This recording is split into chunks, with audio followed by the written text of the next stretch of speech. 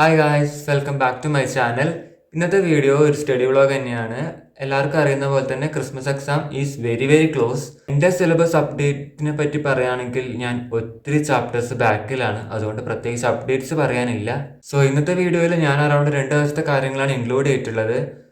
ഇനി എന്തായാലും അധികം സംസാരിച്ച് ബോറടിപ്പിക്കുന്നില്ല, നേരെ വീഡിയോയിലോട്ട് പോവാം. രാവിലെ എണീച്ച് പഠിക്കുക എന്നുള്ളത് എന്നെക്കൊണ്ട് ഒരിക്കലും പോസിബിളായ കാര്യമല്ല. കാരണം ഞാനൊരു മോർണിംഗ് ബേർഡ് അല്ല. ഒരു ദിവസം മൊത്തം കിട്ടിയിട്ടും രാവിലെ പഠിക്കാത്തതിൻ്റെ റിഗ്രറ്റ് എനിക്ക് നന്നായിട്ടുണ്ട്. ഇതിപ്പോൾ ഒരു ഉച്ചരക്കാണ് ഞാൻ ഈ കിടന്ന് കെമിസ്ട്രി പഠിക്കുന്നത്. സത്യം പറഞ്ഞാൽ എനിക്ക് കെമിസ്ട്രി ഓർഗാനിക് 2 ചാപ്റ്ററോളം പഠിക്കാനുണ്ട്. അതിൽ ആദ്യത്തെ ചാപ്റ്ററിനെ ഞാൻ മൊത്തം മര്യാദക്ക് പഠിച്ചിട്ടില്ല. ഇപ്പം എന്നോട് ചോദിച്ചാൽ എനിക്കൊന്നും ഓർമ്മ തന്നെയില്ല. അപ്പോൾ അതും ജസ്റ്റ് നോക്കിയിട്ടുണ്ട്.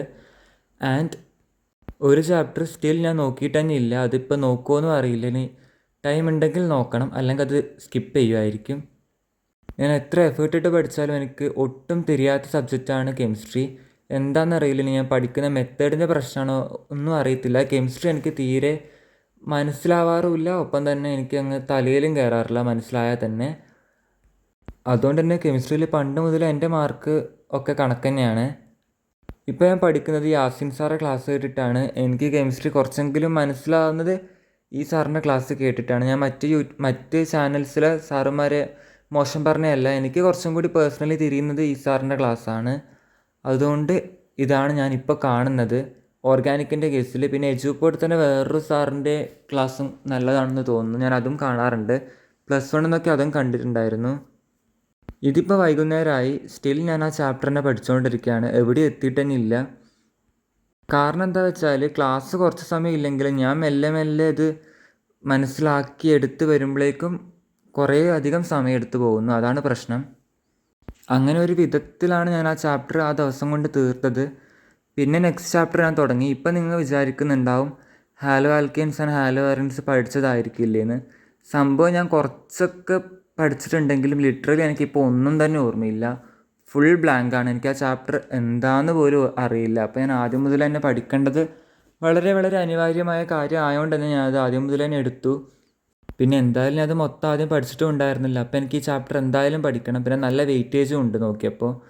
ഞാൻ വെയിറ്റേജ് നോക്കി പഠിക്കുന്ന ആളല്ല, കാരണം വെയിറ്റേജ് നോക്കി പഠിച്ചാൽ അതുപോലൊന്നും ക്വസ്റ്റ്യൻ പേപ്പറിൽ കാണാറില്ല പൊതുവേ. ഇനി എനിക്ക് മാത്രമാണോ അങ്ങനെയാണെന്ന് അറിയില്ല. ഞാൻ മാത്രമാണോ അങ്ങനെ ശ്രദ്ധിച്ചതെന്ന് അറിയില്ല. എനിക്കങ്ങനെ തോന്നിയിട്ടില്ല. അങ്ങനെ ഈ ചാപ്റ്റർ ഒരു പകുതി അല്ലെങ്കിൽ പകുതിയിൽ കുറച്ച് കൂടുതൽ ഞാൻ തീർത്തു. അപ്പോൾ പറഞ്ഞ് ബോർഡ് എക്സാമിങ് അടുത്തെത്തി. ഇനിയുള്ള മാസങ്ങളിൽ ക്വസ്റ്റ്യൻ പ്രാക്ടീസ് ആണ് ഏറ്റവും ഇമ്പോർട്ടൻ്റ് ആയ കാര്യം. ഓസ്വാൾ ബുക്സ് അവരുടെ 20 combined sample question papers books introduce ചെയ്തിട്ടുണ്ട്. ഈ ഒറ്റ ബുക്കിൽ PC MB പ്ലസ് ഇംഗ്ലീഷ് അവർ പ്രൊവൈഡ് ചെയ്തിട്ടുണ്ട്. അതോടൊപ്പം തന്നെ 13 ജൂലൈയിൽ CBSE ഇൻട്രൊഡ്യൂസ് ചെയ്ത ലേറ്റസ്റ്റ് സാമ്പിൾ ക്വസ്റ്റ്യൻ പേപ്പേഴ്സിൻ്റെ ക്വസ്റ്റ്യൻസും ആൻസേഴ്സും ഈ ബുക്കിൽ അവർ പ്രൊവൈഡ് ചെയ്തിട്ടുണ്ട്. ഓസ്വാളിൻ്റെ ബുക്കിൽ ഓരോ ക്വസ്റ്റ്യൻസിൻ്റെയും ആൻസേഴ്സ് വളരെ ഡീറ്റെയിൽഡ് ആയിട്ടും ഒപ്പം മനസ്സിലാകുന്ന രീതിയിലുമാണ് അവർ പ്രൊവൈഡ് ചെയ്തിട്ടുള്ളത്. അതുകൊണ്ട് തന്നെ ഒരു ക്വസ്റ്റ്യൻ്റെ ആൻസർ വായിക്കുമ്പോൾ തന്നെ ആ ക്വസ്റ്റ്യനെ പറ്റി ഏകദേശം നല്ലൊരു ഐഡിയ തന്നെ കിട്ടുന്നതാണ്. ഓരോ സാമ്പിൾ പേപ്പേഴ്സും സോൾവഡ് ആയതുകൊണ്ട് തന്നെ ആൻസേഴ്സ് അന്വേഷിച്ച് വേറെ എവിടെയും പോകേണ്ടതായിട്ടില്ല. ഒപ്പം നമ്മുടെ കോൺഫിഡൻസ് ബൂസ്റ്റ് ചെയ്യാൻ വേണ്ടിയിട്ട് തന്നെ അവർ 3 സോൾവഡ് പ്ലസ് ഒരു സെൽഫ് അസസ്മെൻറ്റ് പേപ്പേഴ്സും കൂടി പ്രൊവൈഡ് ചെയ്തിട്ടുണ്ട്. അതെന്തായാലും കോൺഫിഡൻസ് നന്നായി ബൂസ്റ്റ് ചെയ്യും. ഒപ്പം തന്നെ ബോർഡ് എക്സാം എഴുതാൻ വേണ്ടി ഒട്ടും സ്ട്രെസ് ഇല്ലാതെ നമുക്ക് പോകാനും പറ്റും. പിന്നെ ഓസ്വാളിൻ്റെ ലേണിംഗ് ടൂൾസ് യൂസ് ചെയ്യാനായിട്ട് QR കോഡ് അവർ പ്രൊവൈഡ് ചെയ്തിട്ടുണ്ട്. ഓസ്വാൾ ബുക്സ് ആമസോൺ, ഫ്ലിപ്കാർട്ട് പോലുള്ള ഓൺലൈൻ പ്ലാറ്റ്ഫോംസിലും അതേപോലെ തന്നെ ഓസ്വാളിൻ്റെ വെബ്സൈറ്റിലും ലഭ്യമാണ്. ഓസ്വാളിൻ്റെ വെബ്സൈറ്റ് കയറിയിട്ട് എൻ്റെ കൂപ്പൺ കോഡായ ADIK10 യൂസ് ചെയ്ത് ബുക്ക് പർച്ചേസ് ചെയ്യുകയാണെങ്കിൽ നിങ്ങൾക്ക് 10% ഡിസ്കൗണ്ട് കിട്ടുന്നതായിരിക്കും. So all the best for your board exams. ഇത് നെക്സ്റ്റ് ഡേറ്റ് ക്ലിപ്പാണ്.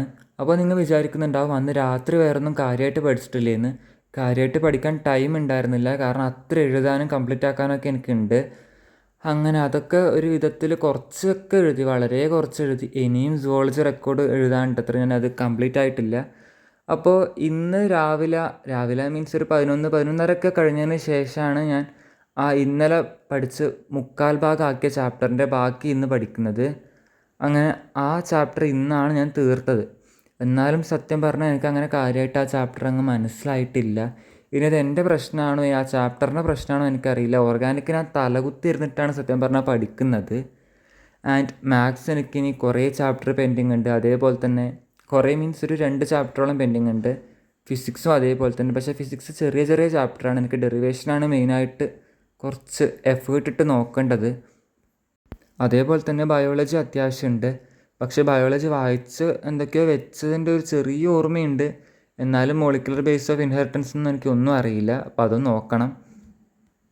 അങ്ങനെ ആ ചാപ്റ്റർ എങ്ങനെയൊക്കെയോ ഒരു വിധത്തിൽ എന്തൊക്കെയൊക്കെയോ കാട്ടിക്കൂട്ടി വെച്ചിട്ട് ഞാൻ നേരെ ഫുഡ് കഴിക്കാൻ പോയി.